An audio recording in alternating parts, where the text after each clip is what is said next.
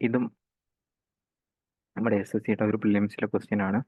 രാമ് ശ്യാമ് രണ്ടുപേരും ഒരു സർക്കുലർ ട്രാക്കിൽ റേസ് ചെയ്തുകൊണ്ടിരിക്കുകയാണ്. Okay, സ്പീഡാണെങ്കിൽ രാമിൻ്റെത് ശ്യാമിനേക്കാൾ 3 ഇരട്ടിയുണ്ട് speed. 3 ഇരട്ടിയുണ്ട്, അല്ലെങ്കിൽ നമുക്ക് ഇതിനെ 3:1 എന്ന് പറയാം. നമ്മുടെ സർക്കുലർ ട്രാക്കിന്റെ ലെങ്ത് എത്രയാണ്? 1440 ആണ്. 1440. ഓക്കെ, അവര് സ്റ്റാർട്ട് ഒരേ ടൈമിൽ സ്റ്റാർട്ട് ചെയ്തു, ഒരേ പോയിന്റിൽ സ്റ്റാർട്ട് ചെയ്തു. ഫസ്റ്റ് ടൈം 8 മിനിറ്റ് കഴിഞ്ഞിട്ട് മീറ്റ് ചെയ്തു. Okay, Ram and Shyam start the race again from the starting. പിന്നീട് അവർ വീണ്ടും സ്റ്റാർട്ടിങ് പോയിന്റിൽ നിന്ന് വീണ്ടും സ്റ്റാർട്ട് ചെയ്തു. അങ്ങനെയാണെങ്കിൽ ശ്യാമിന് ഈ ഒരു റേസ് ഫിനിഷ് ചെയ്യാനായിട്ട് എത്ര ടൈം എടുക്കുന്നത് ചോദിച്ചിരിക്കുന്നത്. അപ്പോൾ നമുക്ക് ഈ തന്നിരിക്കുന്ന ഡേറ്റാസ് ഒന്ന് കണക്ട് ചെയ്യണം. ഓക്കെ, അപ്പോൾ നമുക്കറിയാവുന്ന കേസ്, ഇവർ ഫസ്റ്റ് ടൈം മീറ്റ് ചെയ്യണം എങ്കിൽ നമ്മുടെ ലെങ്ത് ഡിവൈഡഡ് ബൈ അവർ റിലേറ്റീവ് സ്പീഡ് എന്ന ടൈമിലായിരിക്കും ഇവർ ആദ്യമായിട്ട് മീറ്റ് ചെയ്തിട്ടുണ്ടാകുന്നത്. അപ്പോൾ 1440 ആണ് സർക്കുലർ ട്രാക്കിന്റെ ലെങ്ത്. ഓക്കെ, ഇവർ സെയിം ഡയറക്ഷനാണ് വരുന്നത്.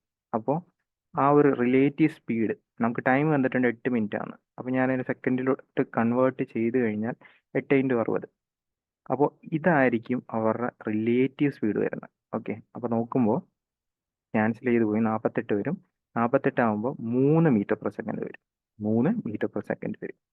ഇതെന്ന് വെച്ച് കഴിഞ്ഞാൽ എന്താ? ഈ 3 മീറ്റർ പെർ സെക്കൻഡ് അവരുടെ റിലേറ്റീവ് സ്പീഡാണ്. അതായത് 3ൽ നിന്ന് 1 കുറച്ച്, സെയിം ഡയറക്ഷൻ ആയതുകൊണ്ട് കുറയ്ക്കുന്നതായിരിക്കും. അതായത് ഇത് 3x ഒരു x ആണെങ്കിൽ 2x കറസ്പോണ്ടിങ് ആയിട്ടുള്ള വാല്യൂ ആണ് 3 യൂണിറ്റ് എന്ന് പറഞ്ഞ് കിട്ടുന്നത്. അപ്പോൾ എക്സ് അല്ലെങ്കിൽ 1 യൂണിറ്റ് എന്ന് വെച്ച് കഴിഞ്ഞാൽ 3/2 എന്ന് പറഞ്ഞ് കിട്ടും. 3/2 എന്ന് പറഞ്ഞ് കിട്ടും. നമുക്ക് ശ്യാമിൻ്റെ സ്പീഡാണ് ചോദിച്ചിരിക്കുന്നത്. ശ്യാമിൻ്റെ സ്പീഡ് എക്സ് അല്ലെങ്കിൽ 1 യൂണിറ്റ് ആണ്. അപ്പോൾ 3/2 ആയിരിക്കും ശ്യാമിൻ്റെ സ്പീഡ് വരുന്നത്. ഓക്കെ, ശ്യാമിൻ്റെ സ്പീഡ് 3/2 ആണെങ്കിൽ ശ്യാമിന് 1440 ലെങ്ത് ഉള്ള ഒരു ട്രാക്ക് അവന് ഓടി തീർക്കാനായിട്ട് ഇത്രയും സെക്കൻഡ് എടുക്കും. 1440 1440 ഇൻറ്റു 2 ഡിവൈഡ് ബൈ 3, ഇത്ര സെക്കൻഡ് എടുക്കും. അതിനെ നമ്മൾ മിനിറ്റിലോട്ട് കൺവേർട്ട് ചെയ്ത് കഴിഞ്ഞാൽ ഒരു ബൈ 6 ചെയ്യുക. കട്ട് ചെയ്യാവുന്നതെല്ലാം കട്ട് ചെയ്ത് കളയുക. ഓക്കെ, ഇവിടെയാണെങ്കിൽ നമുക്ക് 3 വെച്ച് കട്ട് ചെയ്യാം. ഓക്കെ, അങ്ങനെയാണെങ്കിൽ ഇവിടെ 9 വരും. 9 ആകുമ്പോൾ 144 വെച്ച് ഡിവൈഡ് ചെയ്ത് കഴിഞ്ഞാൽ 16 എന്ന് പറഞ്ഞ് ആൻസർ കിട്ടും. സോ 16 മിനിറ്റ് ആയിരിക്കും ഫൈനൽ ആൻസർ.